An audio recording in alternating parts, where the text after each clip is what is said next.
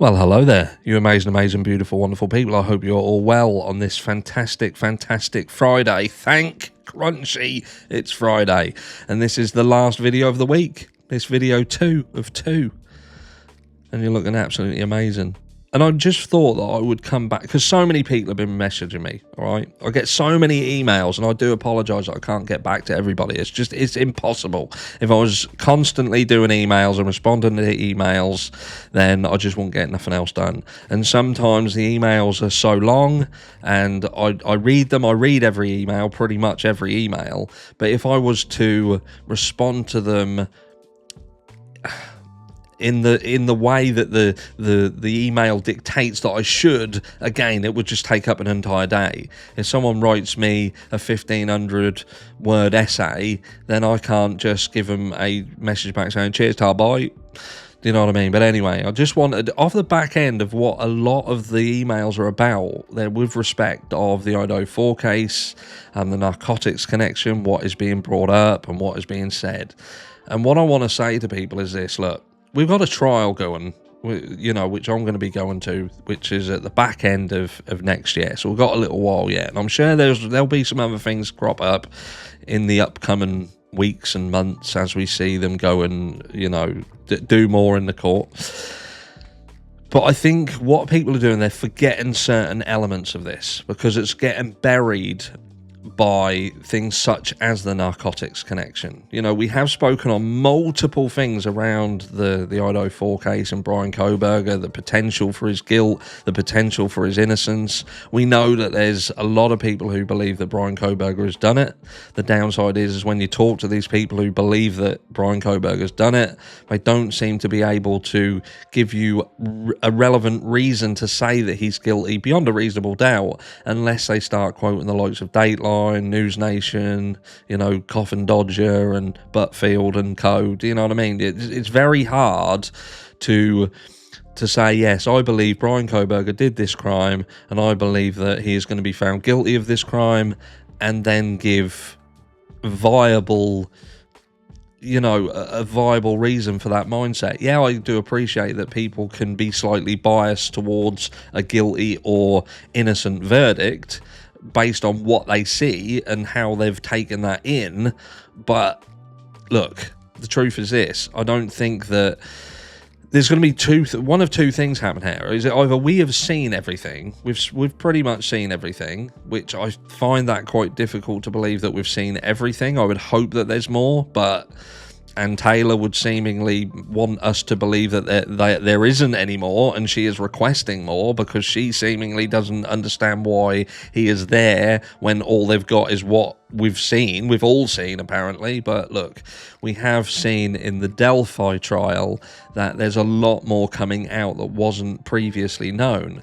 The concerning thing is, again, with respect of a case such as the Delphi trial, for instance, we've had this hair revelation where there is a hair, including the root of the hair, found in one of the victim's hands, which would seem to suggest pointing in the direction of somebody else around this crime, which seemingly is ignored. It is ignored throughout the investigation, and we get to where we are with Richard Allen. Now, is Richard Allen innocent? Is he guilty? There is a lot of things now, when I'm receiving updates from the trial, that would seem to suggest that he could potentially have done it. But equally, there are some really concerning elements, like the aforementioned hair found in one of the victim's hands. How did it get there? What was it doing there? Why wasn't it picked up earlier on? Why was it overlooked? Which brings us nice back round to the IDO 4 case. Because the IDO 4 case has a very similar situation in that we have 3, not 1, not 2, but 3 unidentified male DNA samples found at the scene of the crime. And I can't get rid of that thought. I can't get that situation out of my mind, because you think to yourself, so you've got Bryan Kohberger, you've got this golden goose in a knife sheath that was apparently found at the scene and like handed on a platter for you, literally, there you go, but what makes that different than the 3 unidentified DNA samples? You know, you've got this situation where apparently, and this isn't corroborated as being absolutely accurate, but Bryan Kohberger saying, was anybody else arrested? This has been a bit of a bone of contention for many people. Apparently it was found that was not accurate. He didn't say that. I think it's very hard to say whether something has been said or whether something hasn't been said, because there's so many things floating around that you don't know what's right and what's wrong. But the fact that Bryan Kohberger hasn't admitted to anything, you've got a crime that would seem to suggest that there was potentially more than one person involved, to control the scene, to be able to handle the scene, to do it as quickly as possible. Even statements straight out of the horse's mouth. James Fry saying that the occupants of the white Hyundai Elantra, or the white car. So there's things around this that would seem to suggest pointing to multiple people involved, but then you've got these 3 samples that there seems to be a reluctance to dig into and find out exactly who these people are, which I can't help it, but to me it seems like this is where the sticky wicket is in this case.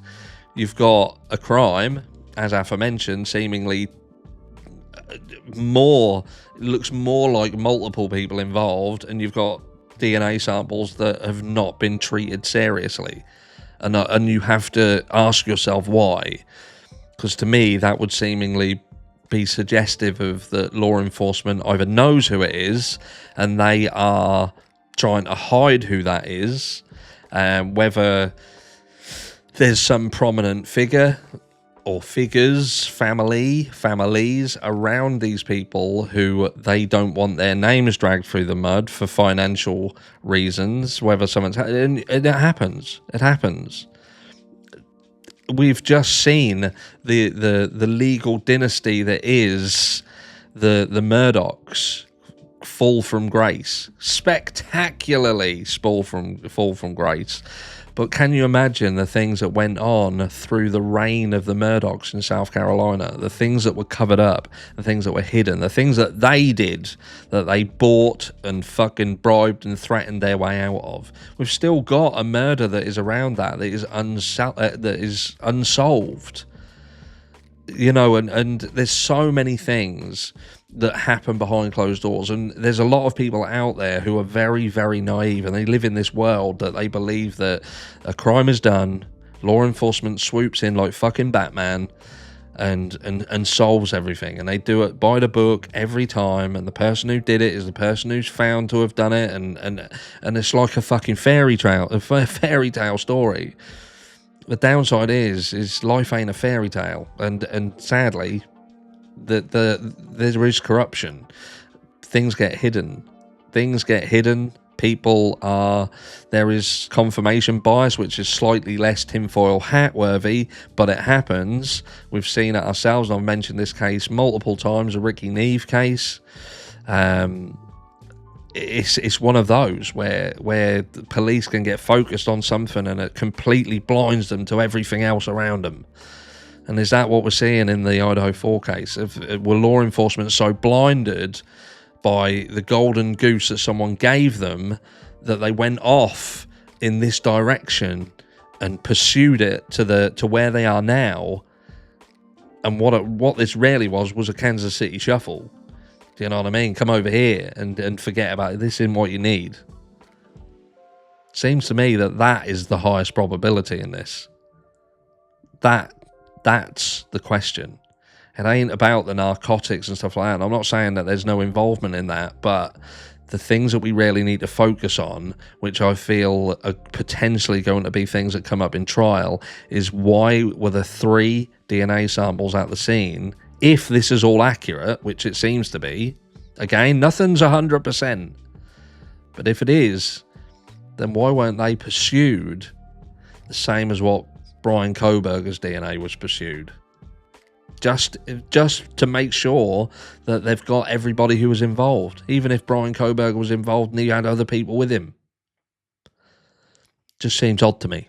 Let me know down below what you think, and I'll catch you all tomorrow.